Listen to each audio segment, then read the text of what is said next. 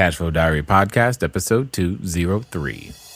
Welcome to yet another exciting episode of the Cashflow Diary Podcast, the podcast that teaches you insider tips, tactics, and strategies for creating leverage streams of cash flow into your life. Learn from top-performing entrepreneurs, business owners, investors, and thought leaders from across the globe as they share their secrets to success. Like what you learn on this and other Cashflow Diary podcast episodes? Go to learninvestingnow.com and sign up to receive powerful tips and information that will help you succeed as an entrepreneur and investor. Now, here's your host, investor, entrepreneur, business owner, educator, speaker, author, and master facilitator of Robert Kiyosaki's cash flow game, Jay Massey. All right, ladies and gentlemen, welcome to another episode of the Cashflow Diary Podcast. And as you know, we are not done yet. You've said, and I have told you that this is possible. And you said, I think you said, I don't believe you, Jay. So I'm going to prove it to you again with yet another individual who has managed to make and earn $100,000 in a month. I know in your head that can still sound foreign. I've been there. I understand it. But I want your subconscious to get this concept. Whatever you used to earn in a year, imagine earning that in a month. And that is what is possible when you cross over to this other side and begin to build assets that produce cash flow. And today's guest is an expert at doing that over and over and again. And he's been on the show before. So help me welcome back Ryan Moran. Ryan, how you doing? Doing good, Jay. Thanks for having me back. You know, it's been a while. It was like episode 56. For those of you who didn't join us there, you can go hear episode 56. You know, that's 150 plus episodes ago, man. I feel like I'm older and wiser, and my hair is grayer. I've actually had a kid in between those episodes, so I guess I am sort of older and wiser and grumpier and sleep deprived. Well, yes, definitely sleep deprived because I've got 4 of them. Was this your first one? This is my first one, yeah. Woo, welcome to the club. It's only going to get worse. No, I'm just... I can't. It's impossible. She's 3 months old. It can't get worse. Well, maybe when she's 13, then it will be worse. Okay, so it's a girl. Then it not only does it get worse, it gets more expensive. So both of those things are coming. Just keep being prepared. You're going to start making assets for her. This is her. Buying guns for me. Yep. Boyfriends, yeah. Yep. And I heard, I think it was Jeff Foxworthy say, you know, guns don't kill people, but daddies with 3 daughters do. Yes. And I'm like, yep, I've got 3 daughters, and I know exactly where he's coming from. So for those who weren't here on the prior episode, share with us, if you will, a little bit, catch them up. You know, what have you been up to? What do you do? You know, what's your thing that you go out there to offer the world that creates so much value?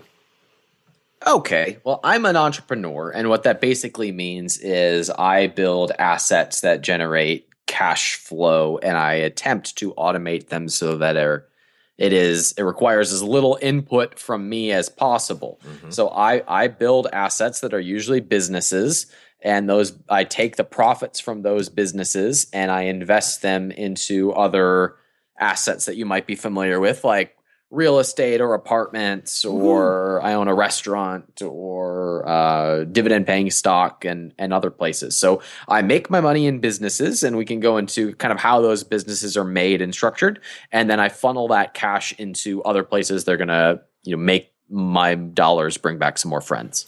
Absolutely. And we do want to get into that. But the thing that I want to make sure that we hit first and foremost is, can you remember that first time that you did that month where you had 6 figures in a month, and what that felt like, and how did you get there?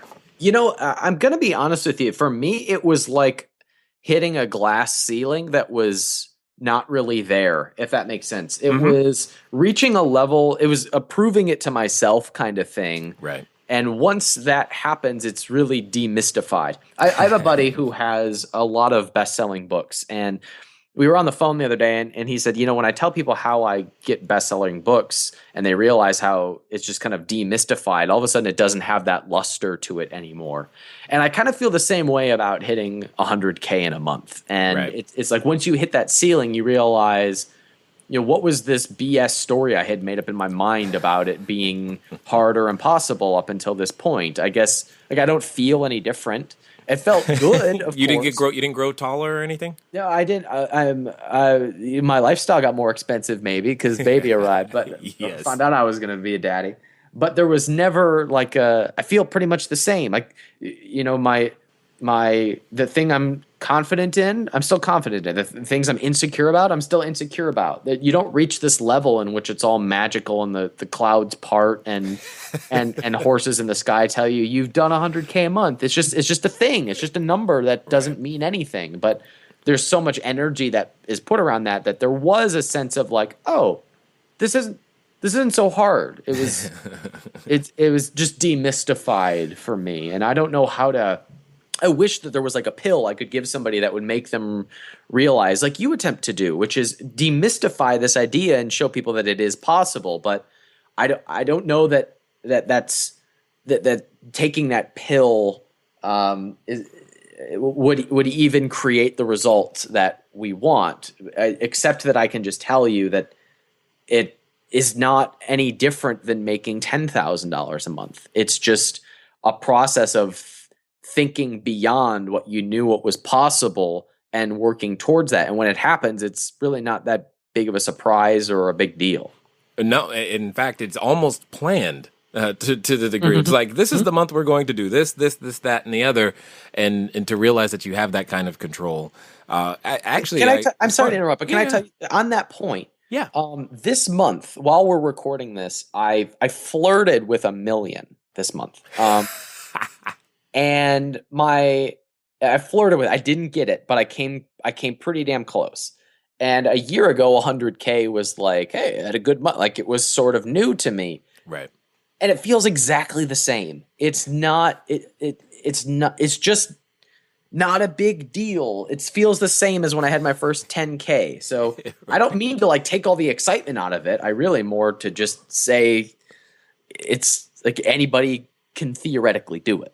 Right. Well, and that's kind of the point of this entire series has been to show as many different individuals do it in as many different ways as I can possibly find, because it's really not that big of a deal. I mean, you make your birthday, it's an event. Christmas, it's an event. Holiday, right. Special birth of children, that is an event.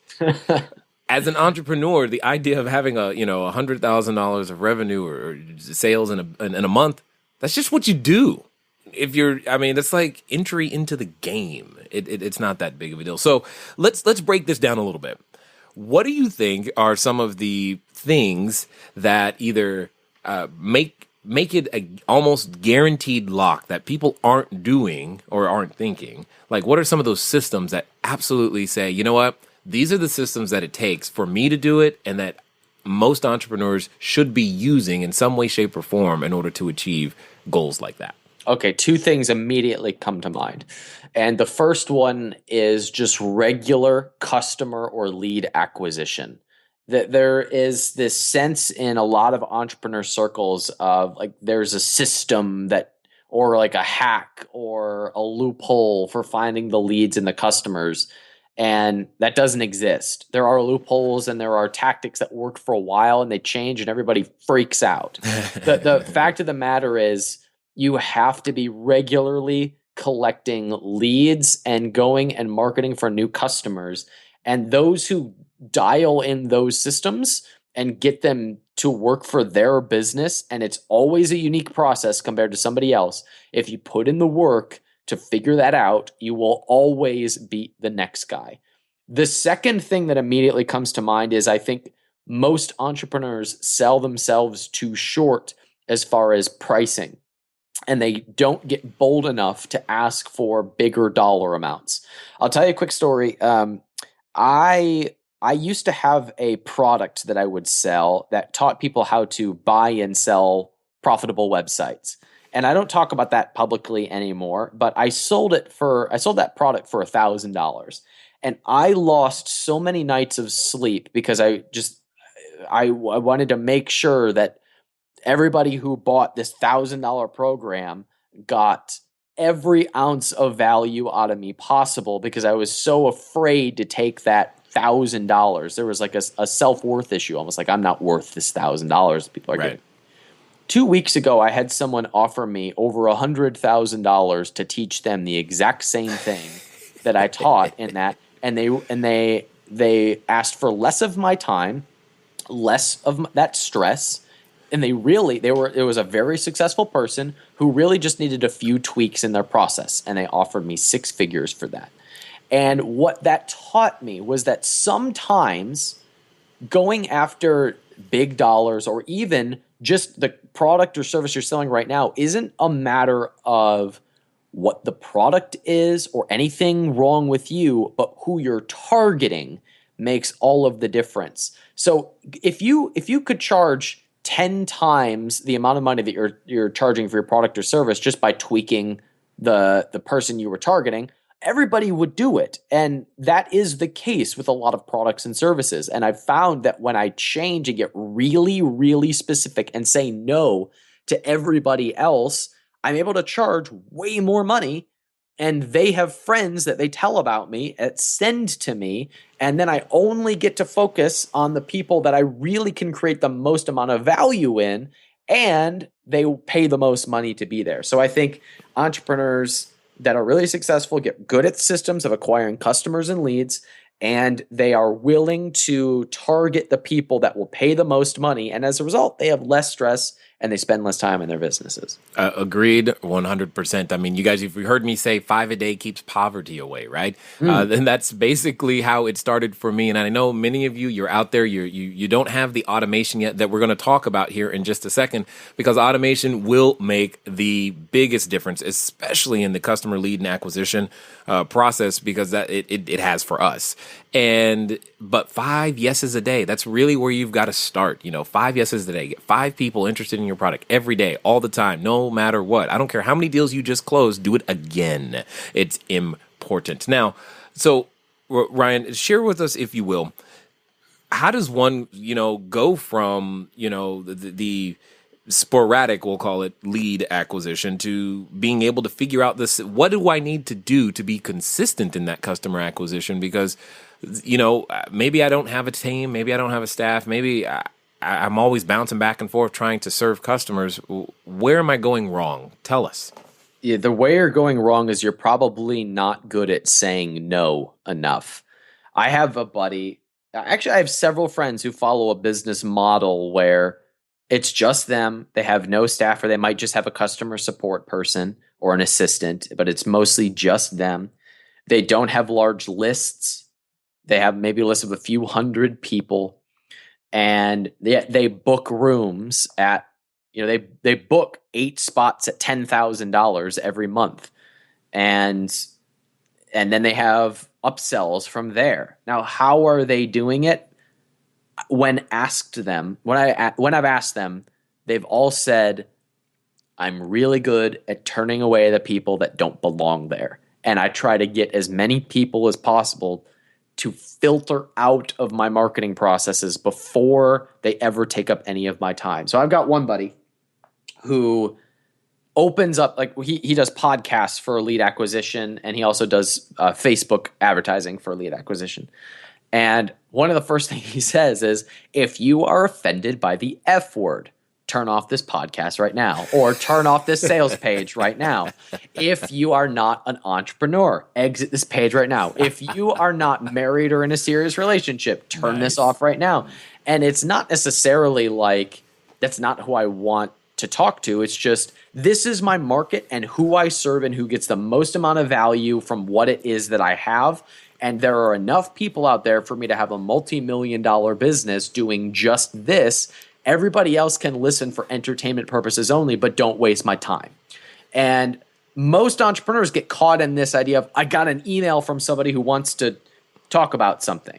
And that's a distraction. When you can operate from a position of, this is where I provide value, this is how I do it, this is who I attract and who gets the most value, and you operate from that, it starts small, but when you get clear about that, you start calling that into being, because your language changes to attract that person. The people that you attract start telling everybody else. I'm on a rant, so I'll just keep going here, Jay. But the Please, first The first event I ever did, the first high level event I ever did, guess how many people showed up? 12. One person. Okay. One person showed up. And you know what I did? I called in my buddies and I was like, look, I had a promotion. Nobody came but one person. I'm just going to pour into his life for 3 days.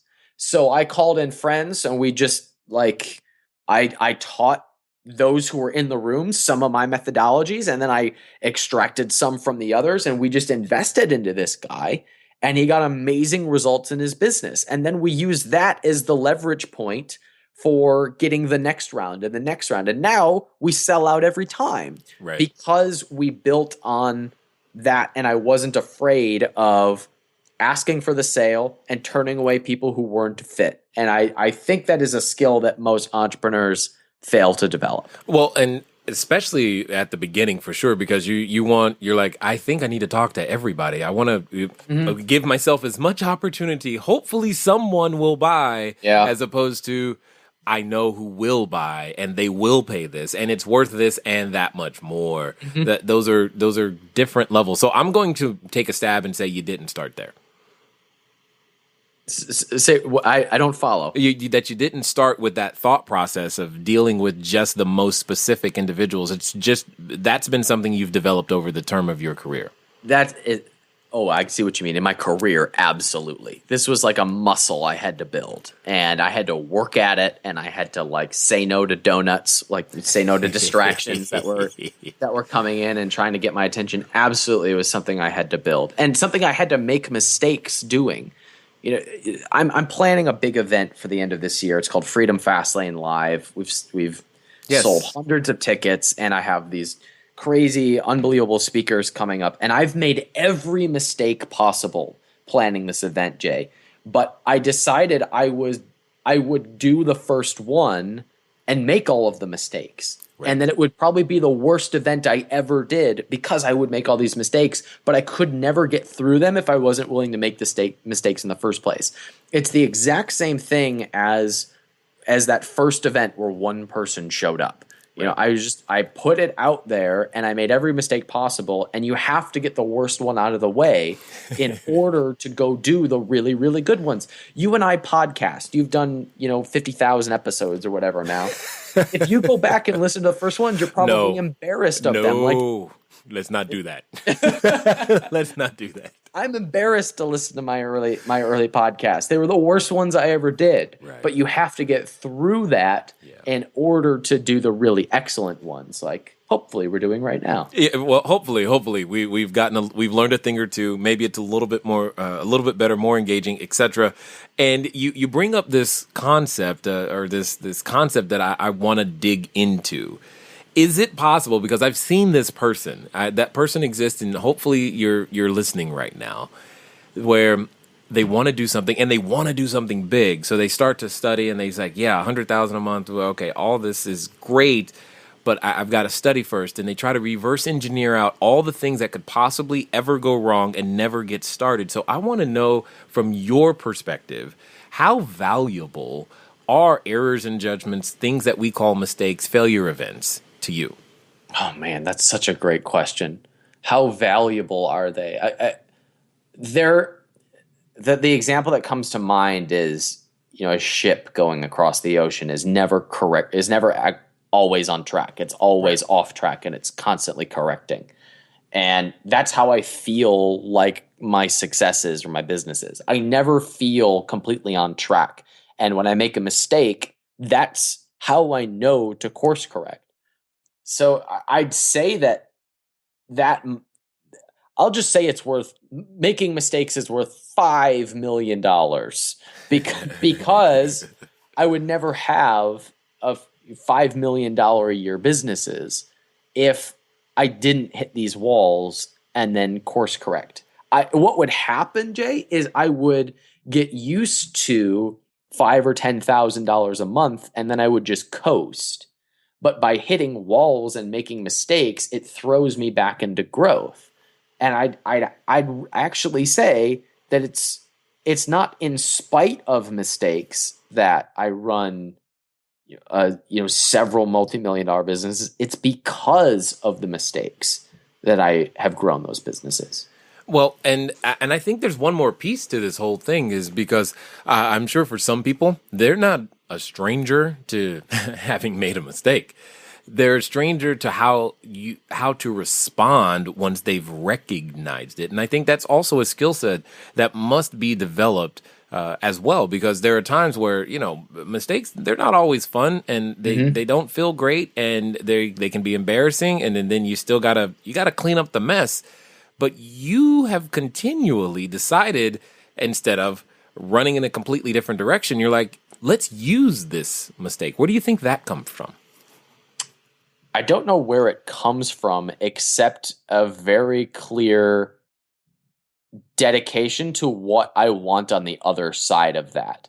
I mean, most of the time when we make a mistake, that mistake doesn't really impact the goal that we've set. It's just a setback on some detail for that. For example, I'll tell you one of the big mistakes I made in planning this big event is the venue is just completely not ideal. And we're moving forward anyway, and it was a mistake in planning on my part. But that doesn't prevent me from having an amazing event. That just prevents like a certain experience, and now I've got to change the experience so it's even more amazing.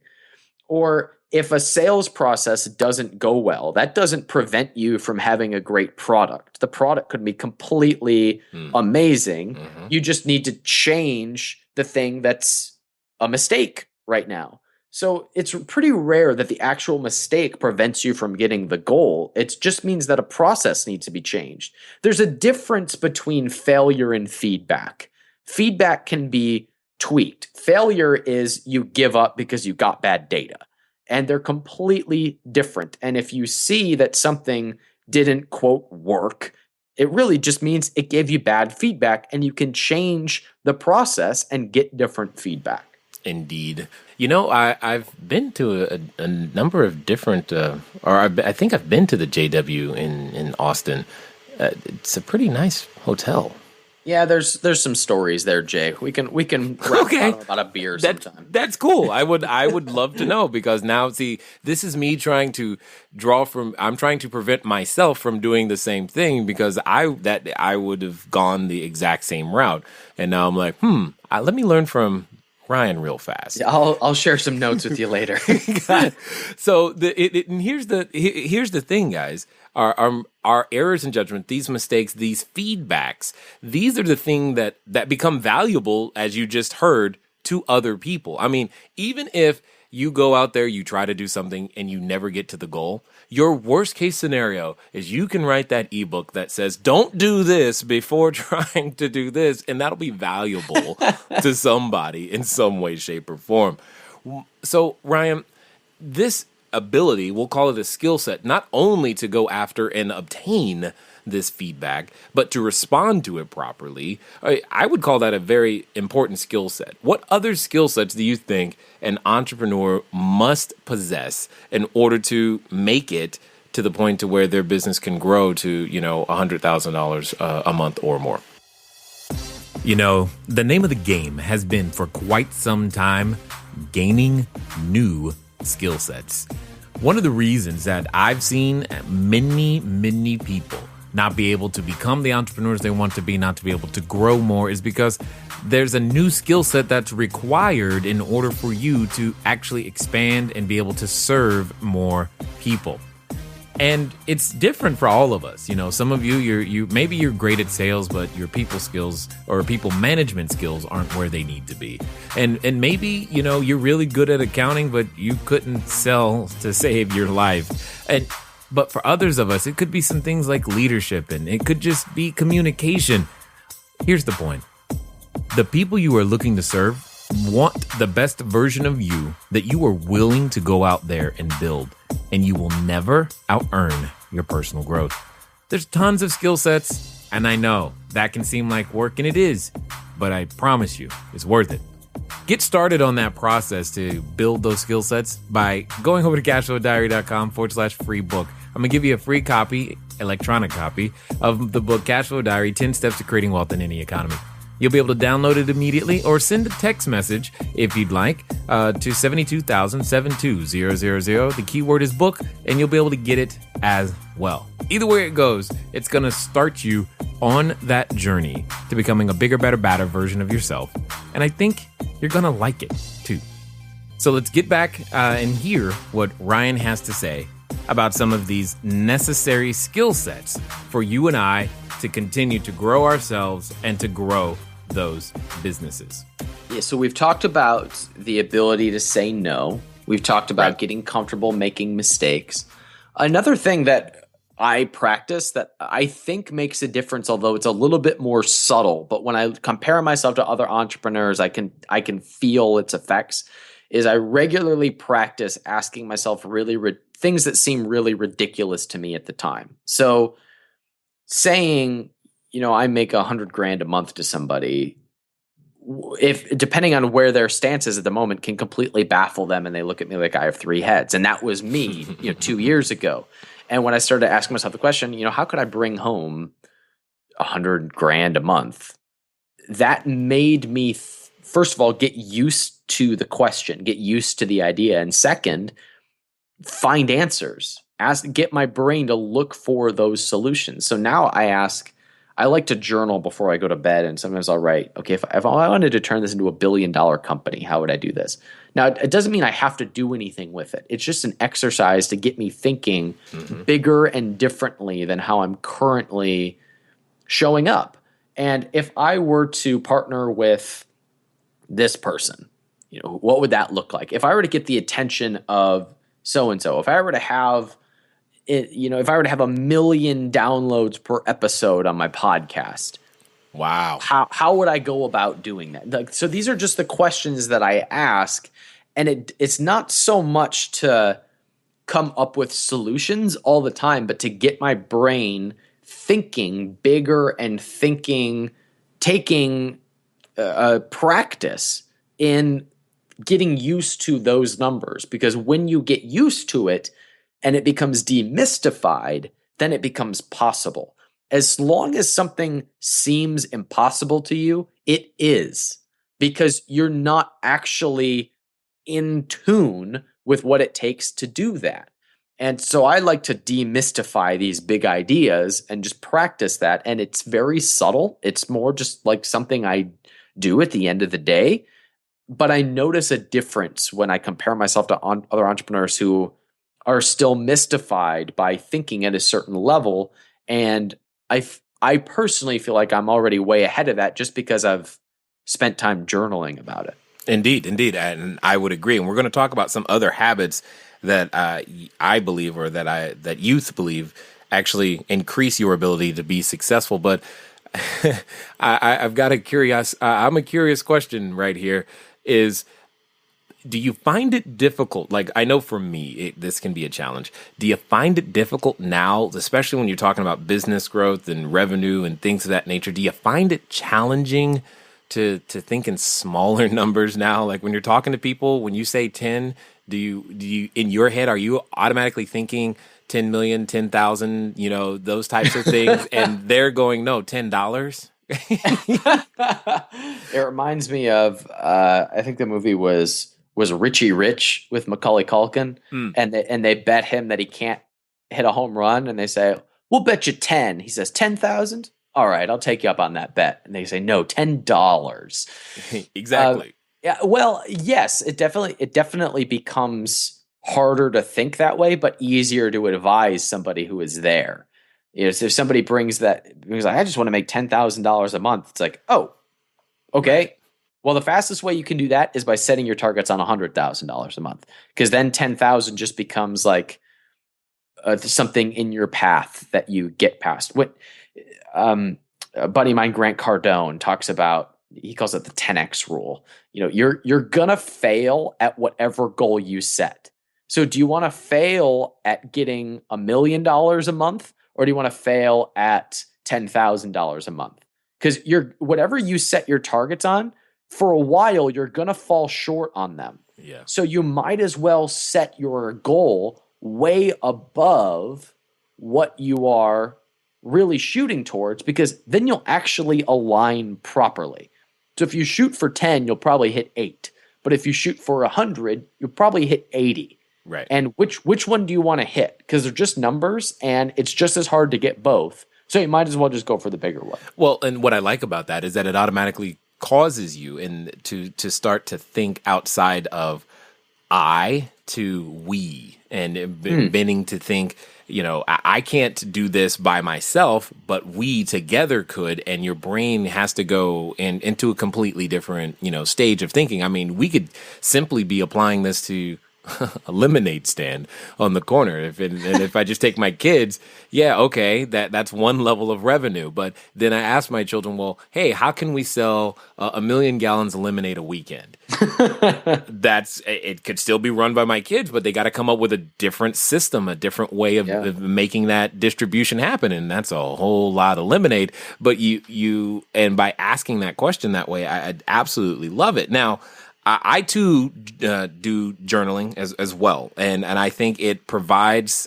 It's kind of hard to say what it does, but it does something, and it's very, very useful. And you're not the only one in this series to have mentioned journaling. And it's funny how consistent these things are, regardless of industry, regardless of male, female, etc.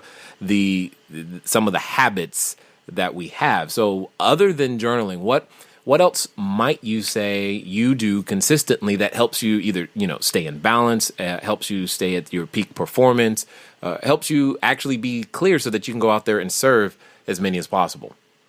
Yeah, that's a fantastic question, because so many people miss all of the things that round out you as a person that prepare you to be a successful entrepreneur.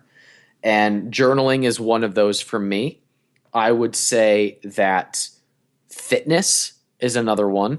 I make more money when I feel my best, have more energy, and are in great shape. It's easier for me to ask for the big sale when I'm in tip-top shape and have eaten right versus having just eaten an entire pizza and a piece of cake. I make more money when I'm healthier and vice versa. So that is definitely one of those habits. And I would say maintaining my relationships, both personal and professional. For example, I think one of the greatest lost arts there is ROI attached to it, is writing handwritten notes, handwritten thank you notes, and showing genuine appreciation for people. When somebody inspires you in some way, if someone influences you in some way, in our world, a handwritten note goes a long way. And it's probably one of the greatest sources of ROI that is overlooked. And because it actually takes effort. And that's why it makes an impact too. And then beyond that, I'd say just reading or being around people who make me think differently. I can read a book written by Mark Cuban, or I can go hang out with the CEO who makes $100 million a year. Same thing in my mind. Getting around people who, by being around them, it shifts the way that you have to think. So all combined, I think those are the things that round out me as a person and prepare me to go to the next level in life and business. Well, and the thing that I want to illustrate by asking, these types of questions is that oftentimes, someone is looking for a 12-step system, a 12-step process that's going to make it happen in 7 days or less. And I can hear it in your voice already. What would you say to that person looking for that, we'll call it silver bullet? Well, it just doesn't exist. I mean, you are the silver bullet, and you have to become that. There is no outside thing that by plugging into it, you get a certain result. Like this one personal friend of mine was at my house once, and he's like, "Can you show me just exactly what you did so that I can produce exactly the same result?" I was like, "Okay, great. Hire my entire team, right? And go back 8 years, and it just doesn't exist, right? And you have to become that silver bullet rather than expecting it to be some magical thing that exists outside of you." We're dashing a lot of hopes and dreams right now. Well, good. Because I wanted it too when I started. So I get the desire for it. It's just not a real thing. It's just like I believed when I started as an entrepreneur that there would be this day where I would arrive at which I had no more problems and there was no more worry about money and everything was fun and easy and I could retire to the beach. That too does not exist. So we can have these ideas of these hopes and dreams of everything being magical, but that's just not what happens. So we might as well be honest about it because then we can manage it and we can actually do something with it.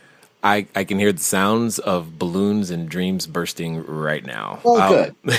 Because it's funny how common, there are so many common things that we all think. It's like, if I just get here, everything will be perfect. Yeah. And here is kind of esoteric, undefined, and doesn't exactly ever come into being. So I find this interesting as well, that we all do this to ourselves. It's like some form of weird torture. Yeah, and what's interesting is we put these kind of goals in the way of how we want to feel, and Yes. it's such a disservice to our happiness.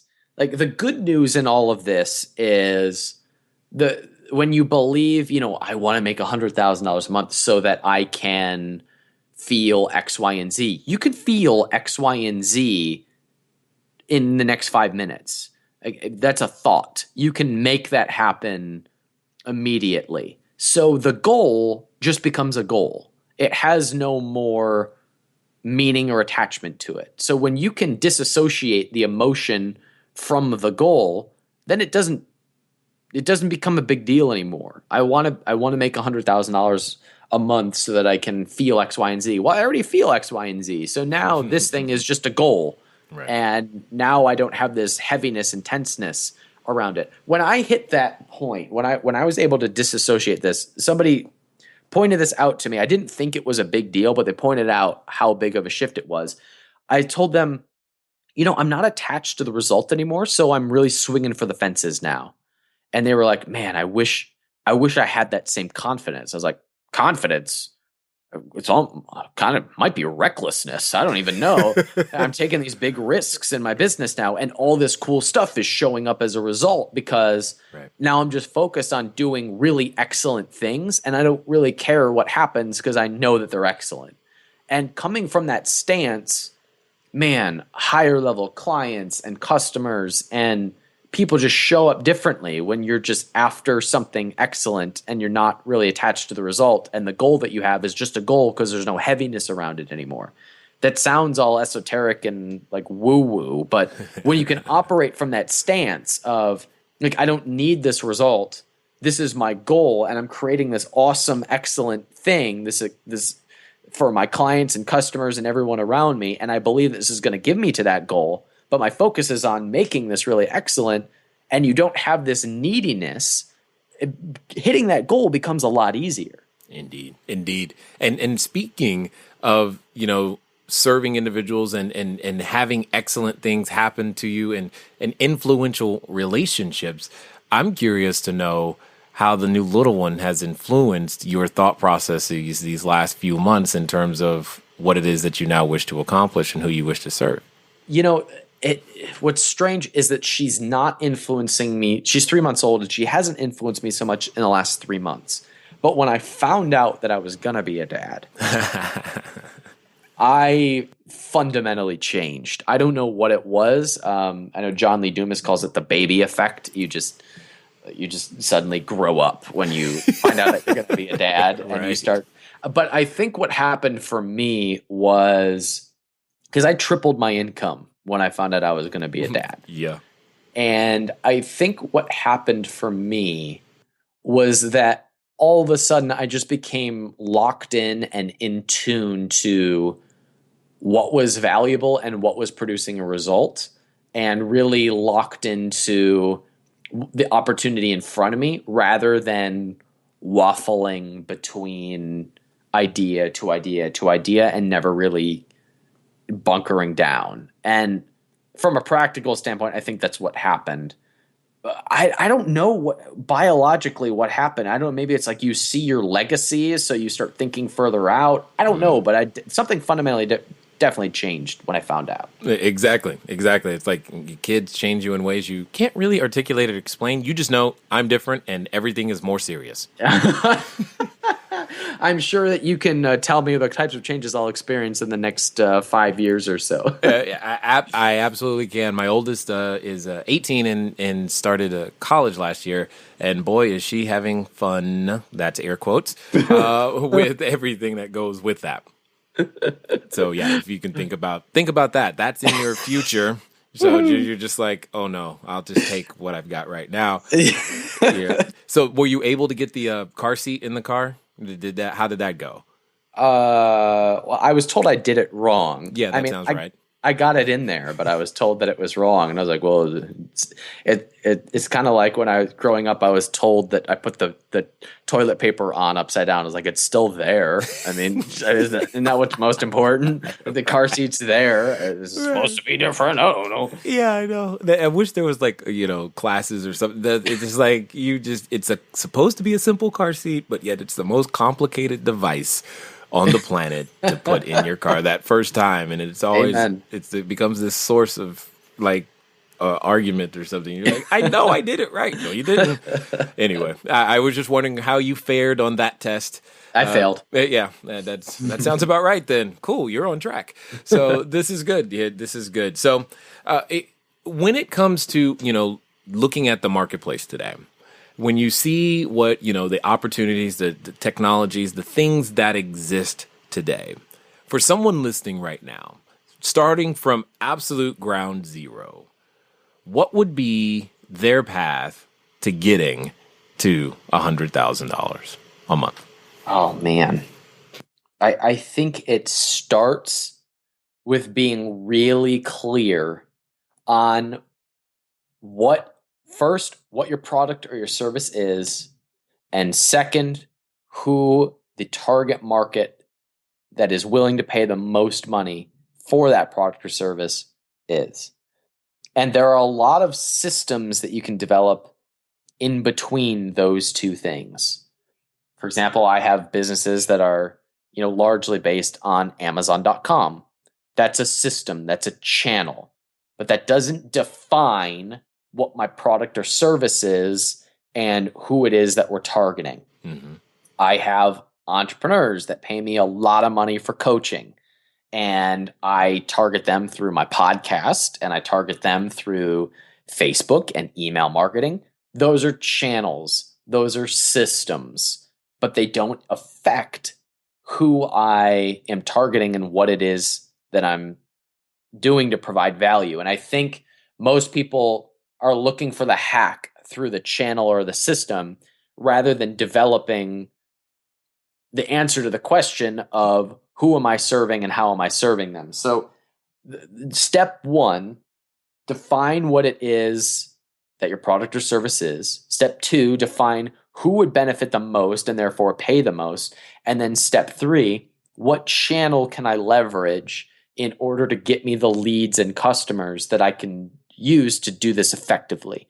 So if you're clear that you've got some sort of a widget in the marketplace that is going to serve this person, then you start looking at, okay, where do people buy physical products? They buy them on Amazon, they support them on Kickstarter, they go to retail. These are all channels that you can focus on. Now we've solved like a year's worth of guesswork that most people spend in figuring business out. If you're an information marketer and you are creating an information product and you're serving a certain market, you can go to ClickBank, or you can have an event, or there's how you provide that value. When that's clear, then the channel becomes really obvious. And I love channels for leads and customers. That's why I podcast and put it on iTunes. That's why I sell physical products on Amazon. That's why we leverage affiliates or develop our own lists. But that doesn't change who we're targeting and where the value is coming from. So by answering those questions, I think you get a lot more momentum than people who are just trying to figure out whatever makes money. Yes, and that is indeed clearly important because it's not just about, I mean, I'm assuming it ceased being about money for you a long time ago. I mean, money is it to me. It's data that shows me if I'm in the right direction. Like if I were to stop making decisions based on money, I don't think that I would provide as much value. You know, when somebody comes up to me and says like, I want to give you my last $100 to give me XYZ result, the likelihood is that I probably can't serve that person very well. What I do is probably not a fit for that person. Whereas somebody says, here's $100,000 for X, Y, and Z, and I don't need that much time. Yes, that makes me excited from like my ego is all excited. I'm going to have $100,000 show up. But the fact of the matter is I can provide more value for that person because the 2 tweaks that I'm going to make to their business will allow them to hire more people, inspire more clients and customers. And as a result, the ripple effect of what you do is much bigger. And money is a reflection of that. It's a reflection of that ripple effect. And it's not just about the money in my pocket or in my bank account, but it is a clear indicator of where I'm providing the most value. So it's a reflection of that. So it is about the money, but it's not necessarily about me getting the same rush from the money that I used to. Understood. Completely understood. Now, before we get to our final question here, I'm guessing that there's a number of individuals who either A, are going to track down episode 56 and want to hear more from you, but in case they don't do that, why don't you share with us how they can, stalk you online, figure out what you're doing, and possibly even show up at this event in Austin later this year? Yeah, cool. So the event is Freedom Fastlane Live, freedomfastlanelive.com, where we have Robert Herjavec from Shark Tank, Gary Vaynerchuk, the billionaire founder of Priceline.com, multi-million-dollar investor Grant Cardone. We have everybody, Pat Flynn, pretty much everybody who's speaking is a keynote speaker, and that's in Austin, Texas. It's way underpriced, and you can take advantage of the fact that it's my first event and priced it way under. There's a mistake. That was good data, Jay. Yeah. But you can find me on my podcast. It's on iTunes. It's called Freedom Fastlane. Excellent. So, but kind of last question here, kind of put the two together. What would you say are those fundamental beliefs that carry you consistently through the ups and downs, the bad days, and the excitement stuff? As well as, what would you say to that person who's having trouble right now thinking, man, I would love to have a business, or I would love for my business to double, or I would love to finally go into this new line of business, but they're just having that trouble making those things happen? I'm going to answer your second question first. Okay. And that question, the question of, you've got an idea or you've had lots of ideas, but you've had trouble making it happen.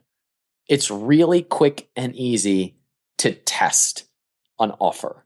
And I get a lot of pushback when I say that, but it doesn't take long to call up your target market or to put up a squeeze page and actually talk to those leads and say, if this existed, would it be worthwhile for you? If this was a thing, would you pay money for it?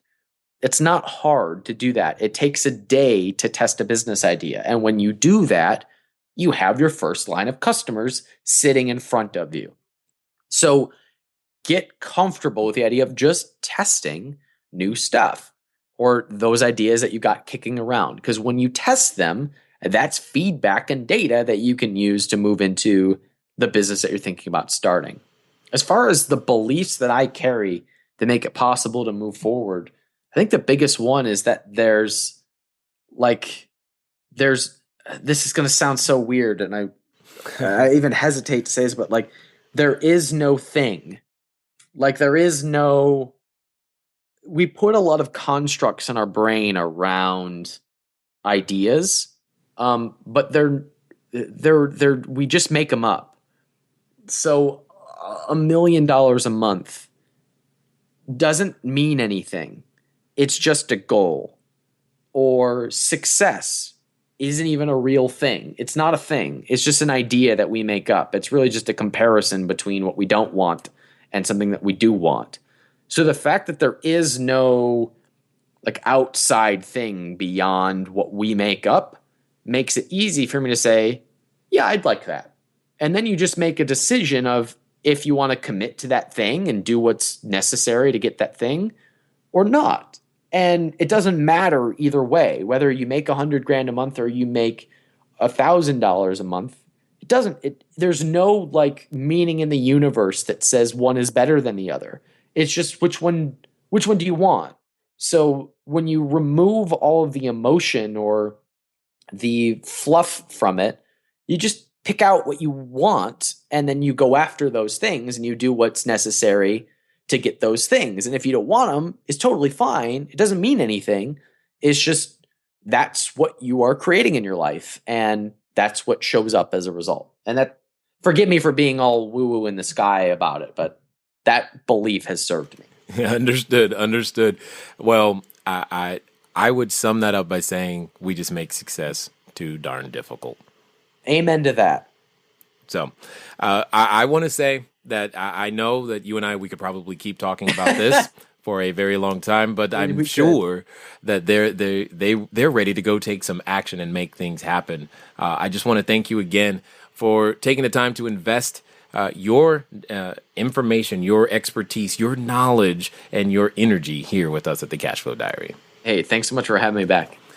All right, ladies and gentlemen, you know what time it is. It's time for you to move at the speed of instruction. You've been given great resources. You know that the Freedom Fast, you know you want freedom and you know you want it fast. So go get it. At Freedom Fast Lane, go listen to the podcast, go find the website. And you know, sometimes some of you should go ahead and take that next step. Be at that event, make it happen, because you never know who you're going to meet, and most importantly, how it's going to inspire you to change your life and give yourself the permission to step into the greatness that you were born to be. It's been fun talking to you guys today. I look forward to talking to you soon. Until next time.